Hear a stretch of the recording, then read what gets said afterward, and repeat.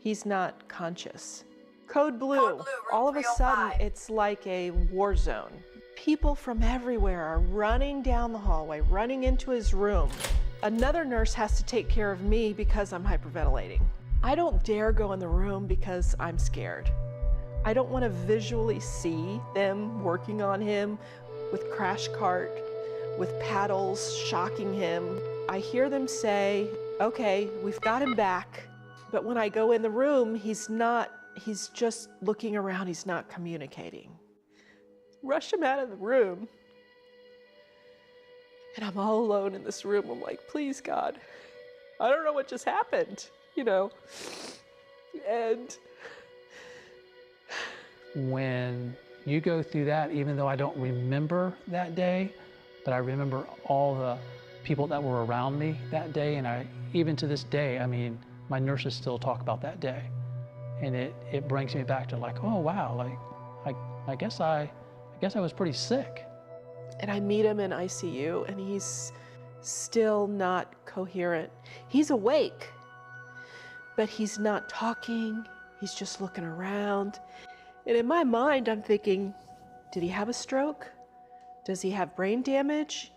Is he gonna come out of this? What is happening in his body? And that's when your mind starts to wander. And you go, okay, am I, and that's when the enemy would say, you're not getting out this time. You're not, and you're not as strong as you think you are. So it was the next day. He was finally communicating. He was coherent. He could have a conversation. He's like, what happened? I said, I really have no idea. They knew that it had probably something to do with my heart because my heart rate just kept going up, and it was almost at 200. So that's when they called in Dr.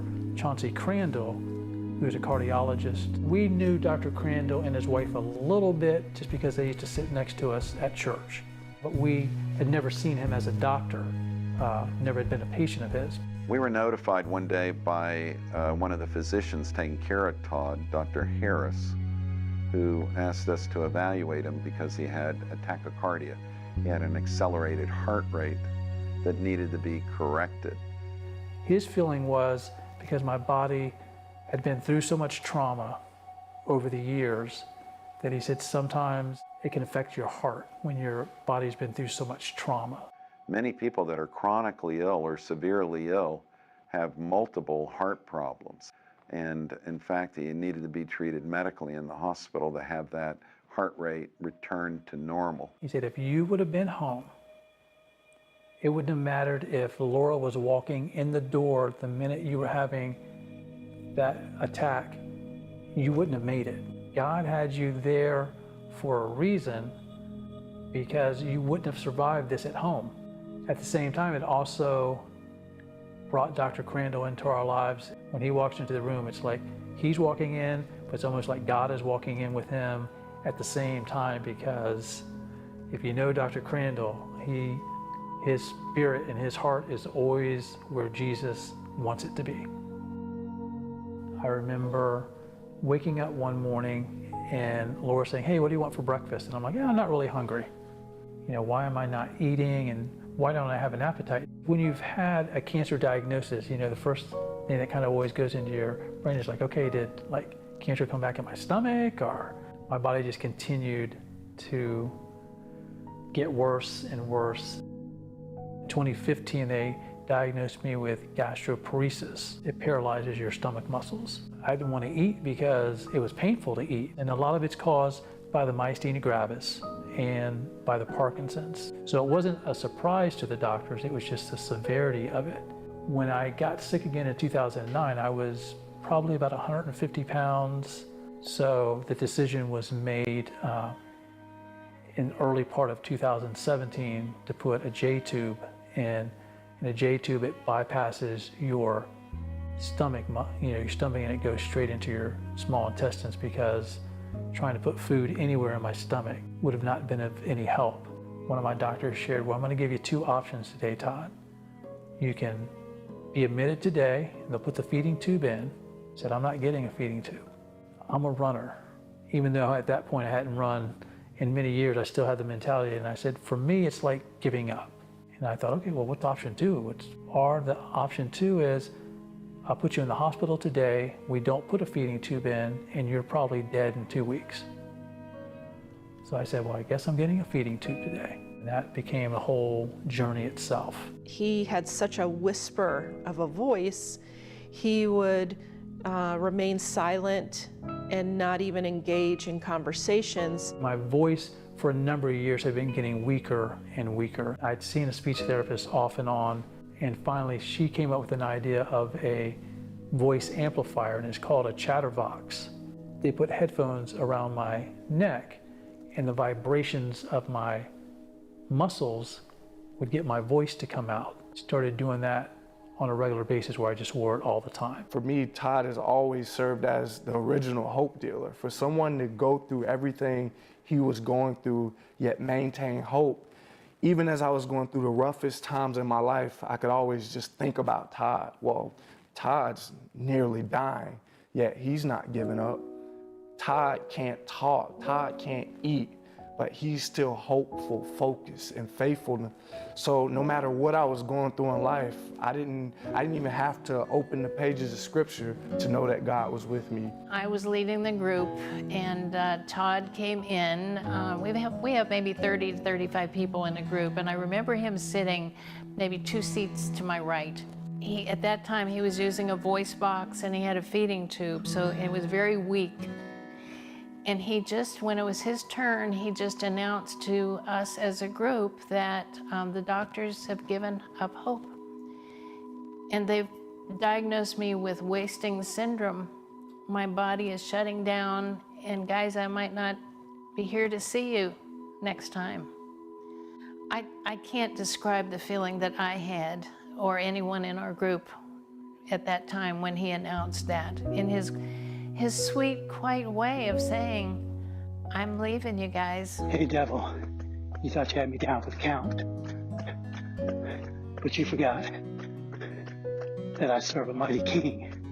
We used to try to have friends take me places, and Laura would take me places. And finally she's like, well, you know, there's Uber and there's Lyft, and I can sign you up for that, and you can go anywhere you want to go, anytime you want to go. And so after lunch was over, I called for the Uber, and I get in and you do the pleasantries of, yes, I'm Todd, and she introduces herself. I was very sensitive to the presence of God that came into the car. He was prompting me to say to this gentleman. But we're sitting there, and I notice she's not going anywhere. And I'm thinking to myself, well, why aren't we moving? And then I turned around and I began to speak.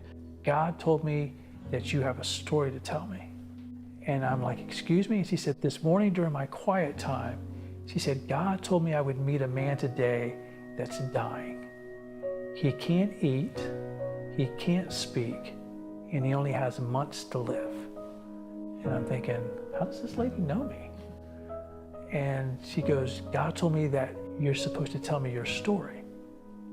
So after the initial shock, I shared a little bit of my story with her, and she said, well, God told me to tell you that God is going to heal you. She goes, that little thing that you wear around your neck, you're not going to wear that anymore. She goes, I noticed you got something in your stomach. You're not going to have that issue anymore. And I said to him, and I recall it, that God is going to use you to bring healing to others around the world. There's nations that God is going to send you to. So I'm kind of thinking to myself, okay, that's a lot of information to take in. She dropped me off at home and never saw her again. In February, the doctors just pulled us into the rooms and just said, you put up a good fight, but we just don't see how you can survive this year with your numbers the way they look. The feeding tube obviously is not working. He had muscle wasting, but overall generalized wasting, and we call that in the medical terms failure to thrive, so that he really isn't living. He's basically, his whole body is shutting down and dying.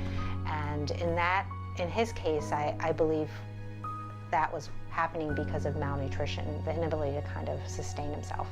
The doctors had basically given up on Todd. Part of us was kind of like, well, they said that before.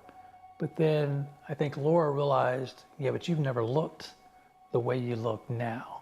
His body physically was exhausted and he couldn't last much longer.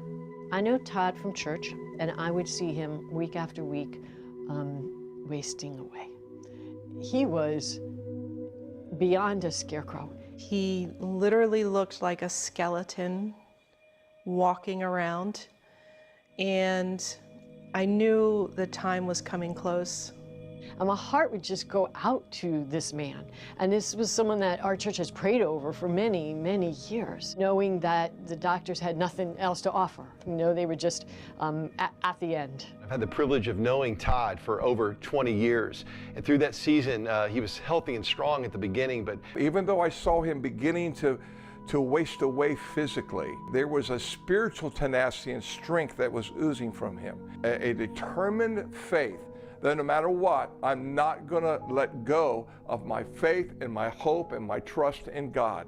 I'm gonna hold on. we continued to pray as we watched him shuffle into church every day, getting worse and worse, yet we kept on praying. We kept believing God, and it didn't get any better. It just seemed to get worse by the day. And he is a man who was determined to position himself where God could work and move and bring healing to his life. You know, sometimes God does a miracle in a minute. Other times he takes you on a journey of little miracles. And the good part about the long way around to your miracle is that more people get in on it. And what I realized, that Todd really was this man that absolutely refused to die.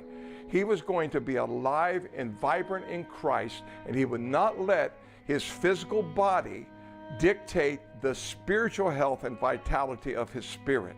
And we can learn from his wonderful example.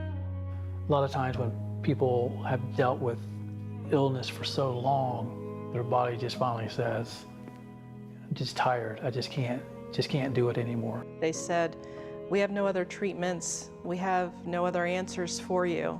They said I was in that stage, and once you kind of get in that stage, you don't really come out of that stage. That was our clue that we needed to get our affairs in order.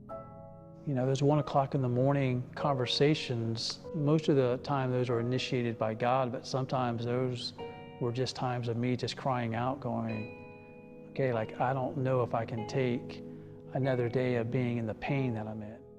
Sunday morning, God had woken me up at 1 o'clock in the morning like he usually does, and he said, Todd, we're going into a season of healing, miracles, and revival. I heard about a night of healing from some friends of mine. This is going to be an opportunity for my friends to get healed that need a healing. I was more concerned about others than I was about myself. It was like the Wednesday before the event, God woke me up at 1 o'clock and said, call everybody that you know and have them pray for your stomach. So, just normal really. I was playing football. I ran a half marathon for my dad who had Parkinson's. It was like March, April. My arm started twinging and twitching. Just thought it was a bit odd. Didn't think much of it.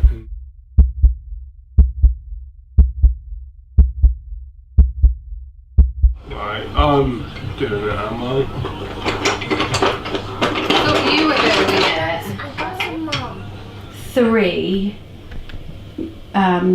prescribed medicines, and then the rest of them, so basically all of these are supplements, so they're just all like really natural things that should help with like energy and strength, muscle care, anxiety, and yeah, these are all supplements. Oh no, we lost the green train. I lost the green train. Oh, you lost the green one? I got the train. That's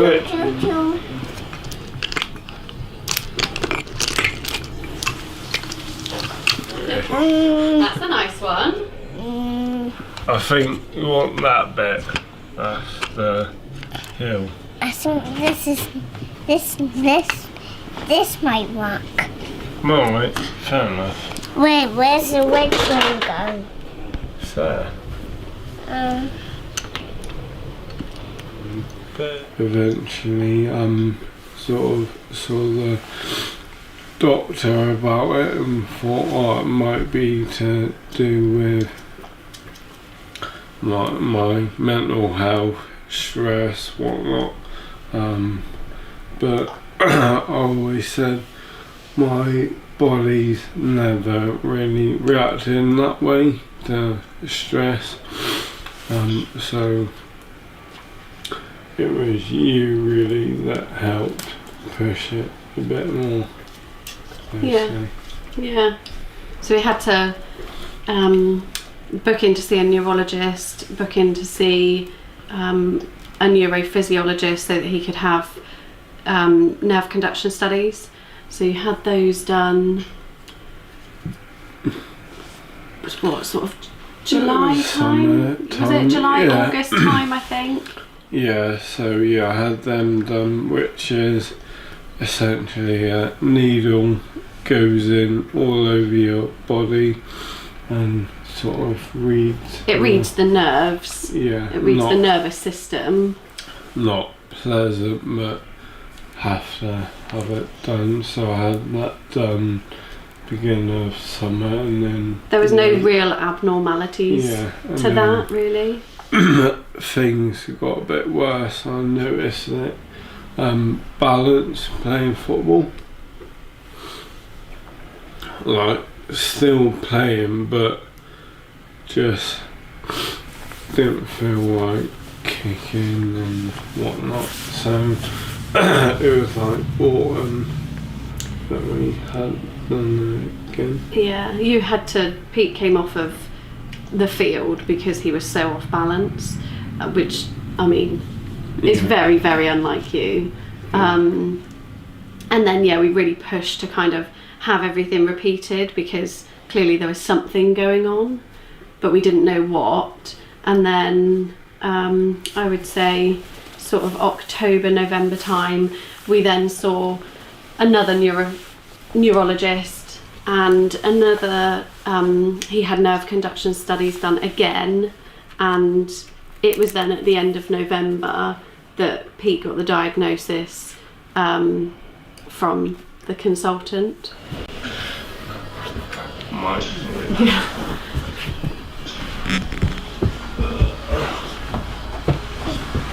Right, you mind my hot coffee then?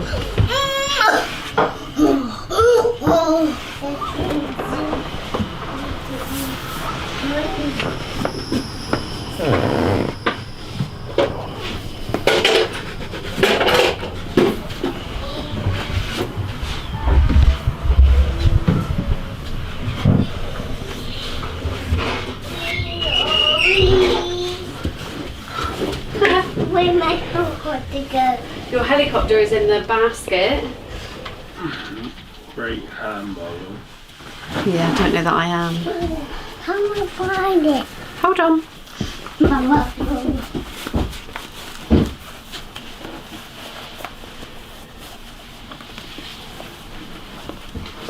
Let's see if I've put them on properly. I just go under.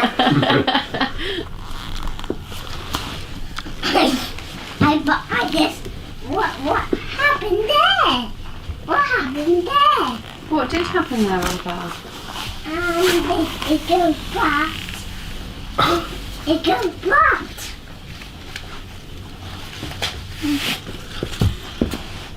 No. Do you want me to help you? Oh, I don't think Daddy wants to wear you. Come over a lot. Little baby. Oh, in sleep. Oh, night night. Oh. He's awake. Right. That's nice, right? Come with me while Daddy puts that on. I keep. Yeah, I keep falling.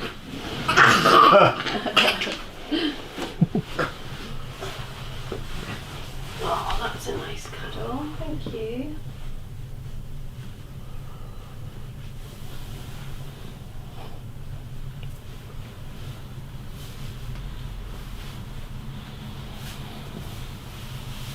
Are you tired? Yeah, but it's not Easter yet, is it?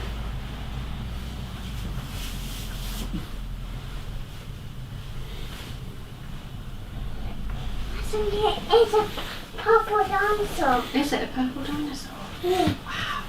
It's not a dinosaur. A car in the egg. Oh, I see. Is that? There's a car in the egg. You probably thought more before me, but you didn't say anything. But sort of October, I was sort of 70% sort of, yeah, it's gonna be that. I think there's always that element of hope, and you wish that it isn't that, and you hope that it isn't that, and you just wait for that day that you go and see it's them. so rare, you think, it won't be, but... This motor neuron disease typically is diagnosed in older people, probably 60s, 70s, 80s, and I think we always thought, you know, Pete's 30, surely it can't be that. Yeah. And then there would be a new symptom, or a symptom would get a little bit worse. It's gone quite quick since November. Like, I wasn't like this 6 months ago, but it's mainly your speech and your walking that have deteriorated, really, since we found out, I would say. Yeah.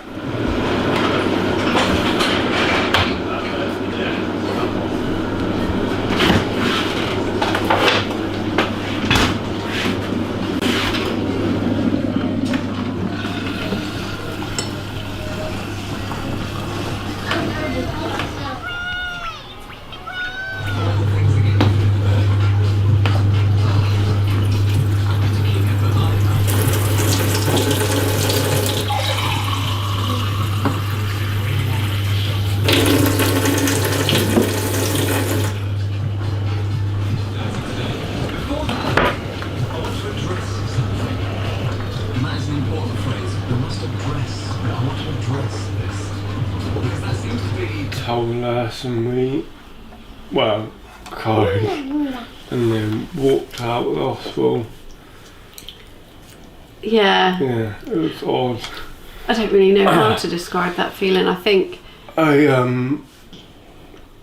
first thing was went to see Mum, told her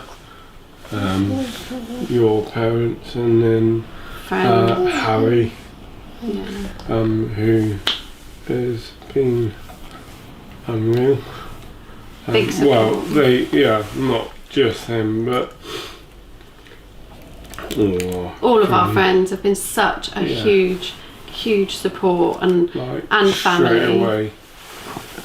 And we genuinely couldn't have got through this to this point without them. So yeah, it was a shock. Yeah. It was a shock, because I think although we had it in our minds that it might be that diagnosis, you never want to believe that it definitely is that. Yeah, first couple of weeks I was just like, right, that's it, I'm dead from now. When that's not the case, things are just different. And we've got hope in regards to trials, and there's a lot going on, isn't there? There is a lot going on. So hopefully Pete's going to be involved in a trial in Plymouth that starts at the beginning of May.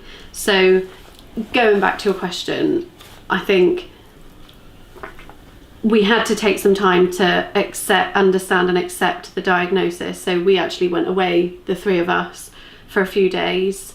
And then I think you left your phone at home. Yeah. And we just spent time, the three of us. We tried to come to terms with it.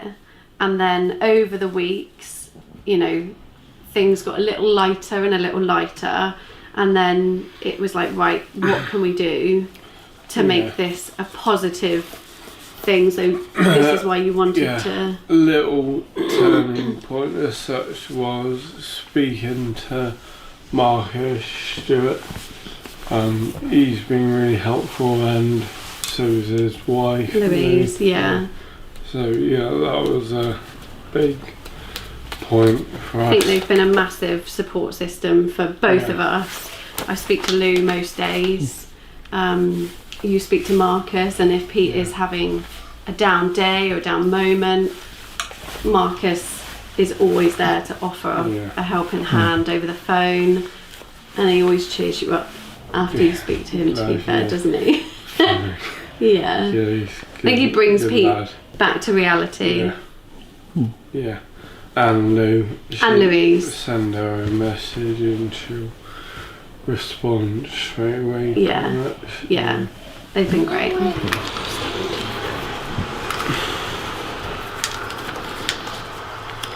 This just helps maintain like movement, because also I can't move my hand that well, so. And it stretches it as well, doesn't it? Because Pete's hand naturally wants to curl up. I mean, I was feeling good for a while, but then at the end, I could feel like I was getting a little bit weak, and I thought, okay, well, maybe the Parkinson's is starting to, keep me from doing what I am doing physically. So I thought to myself, well, maybe I won't be able to run much longer. He looked like death coming across the finish line, very white, very pale. You really look like you're just a person that's already dead, but you're still moving. I ran a few 5Ks from January to March, and I woke up with what I thought was a cold, and it was flu season, so I didn't think much of it. I thought, okay, I'll do antibiotics for about 10 days and I'll be good. Came home early from work, which I never did. And Laura came home and she's like, what are you doing home from work? And I said, I just don't feel good. I just feel like my body, something's going on. And she said, well, let's call your oncologist. And he said, get him to the ER. They said his body is going into a crisis. Different organs were shutting down. And so when we're in the emergency room, this was just all new information. It was shocking. And they said, Todd, you might only have 24 hours left to live. And he was close to dying.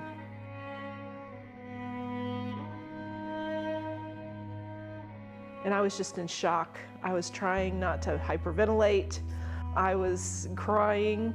I didn't know where to turn. It was an out-of-body experience for me. He was having a myasthenic crisis. I think I was just at a point of, okay, well, I've survived all these other things for the last, whatever many years it had been. I can't survive another punch to the stomach. I mean, there's just, a body and a mind can only take so much. I am a neuromuscular specialist. I see a great deal of patients with myasthenia gravis. During my fellowship, I did research in myasthenia gravis. Myasthenia gravis is an autoimmune disease that robs people of usually muscle strength, causes people to feel really tired and weak, and the more they use their muscles, the weaker they become. Had he stayed home another 24 hours, he would have died. That really hit me like, oh, wow, I guess I really almost died. It is a treatable disease, but it is a lifelong disease because it is an autoimmune disease. Myasthenia gravis was shutting down his lungs and his system. The doctor had said, please get your affairs in order because he might not make it through the weekend. I wanted to believe that he wouldn't, but I had some doubt, you know, that because he's so weak. Yeah, I mean, honestly, during this journey, there were days that I thought I was going to die.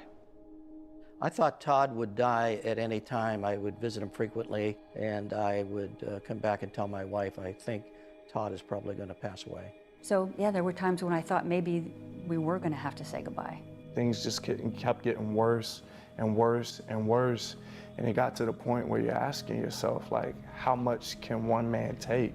You know, and Todd's a man of faith, you know. His faith is the reason for my faith in a lot of ways. I've witnessed Todd go from a healthy, strong, energetic man who was running marathons to a frail, totally disabled individual who was on death's door. If God really loves him, why does God allow him to go through everything he's having to go through? And I think that was the toughest part about watching him endure it, is knowing how good of a person he was, and to see him going through what he was going through was as unbearable to watch as I'm sure it was for him to endure. As we're going through all this and through the shock, I hear God say, Todd, just pray to never look sick or act sick.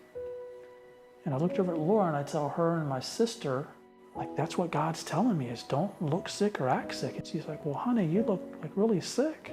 Todd had gotten down to about 112 pounds. When you're a 6-foot-tall man, he just looked gaunt. It was the worst I'd ever seen him in my 12 years, at that point, 11 years of knowing him. And I thought for sure, I think this is kind of what death looks like. We used to travel quite a bit, and every time we would leave town, we would say goodbye as if it was the last time, because it truly looked like it could be the last time so many times. We would text back in as we were traveling, how you doing, how you doing? And it was always a good thing to get home and find Todd sitting in his seat. The combination of the myasthenia gravis and the Parkinson's, most doctors have never seen that combination. They did what's called IVIG treatments. I was in ICU like 12 days. I'd go to work for 2 or 3 days, and then I'd spend a week or more in the hospital and just kind of do that cycle over and over.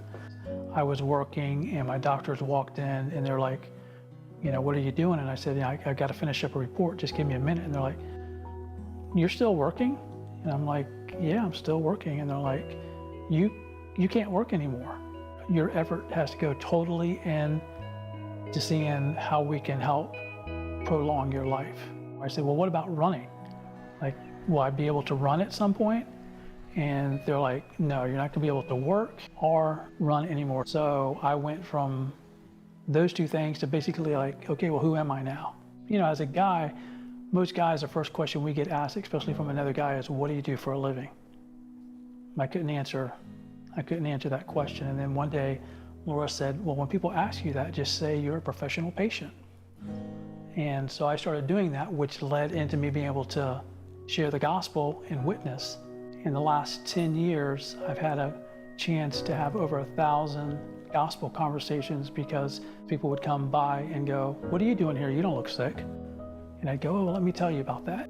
And I would share that story and share the gospel with them. It's often difficult to see someone go through a tough journey because they're depressed. They know the end result is not good. You know, it was one of those things, you go to the hospital to cheer up your friend. I would always be the one cheered up. And I didn't think I needed cheering up, but I would leave there and I would say, what just happened? His positivity, his hopefulness, no matter what he was going through, you never felt like pity party for Todd, because Todd never made you feel like that. No matter how bad the prognosis or diagnosis was, he was always filled with faith and hope and love. I know a lot of people look at my story and they go, oh my gosh, you're so, you know, you're always so happy and always so upbeat. And I always remind people, you weren't with me at 1 o'clock in the morning, you know, when I couldn't breathe. You weren't with me, especially at 1 o'clock in the morning in ICU, sharing the gospel at the hospitals, at the treatment centers, and doctor's appointments. I never had anybody say no to me if I could pray for them. People just call me the hospital missionary. They said if he ever stops breathing due to myasthenia gravis, you only have minutes to provide some type of life support efforts. You know, CPR, call the ambulance. You only have minutes. If he starts turning blue, it's emergency. Well, that's obvious. But it was always a situation where I'd go to work and I'd be concerned, is he going to be alive when I get back home? In the mornings, I would try to be certain that he was still breathing before I left for work. And sometimes it was hard to tell. I didn't want to disturb him if he was finally sleeping. So we had a back scratcher, the stick that I would use to poke him. And just nudge him just a bit to make sure he'd move and it was safe for me to go to work. Because I was terrified that I would leave him home and he's passed away and I didn't even know it. I'm going on to work and my daily schedule. There was so many days that we were living in this phase of life that death could be so close. I could remember back to the days that I would go out and run 26 miles and have no issues. And now trying to get out of a chair without falling down. There were a few times that I fell down while Laura was at work and I couldn't get myself back up. So I just lay there for sometimes 2 or 3 hours. That was heartbreaking. And she'd come home and I'd be like, first I used to say, it's only been like 45 minutes or so, you know, but sometimes it was like 2 or 3 hours that I had. So the rule became I couldn't walk anywhere in the house without a phone. I didn't want a nurse coming and staying all day.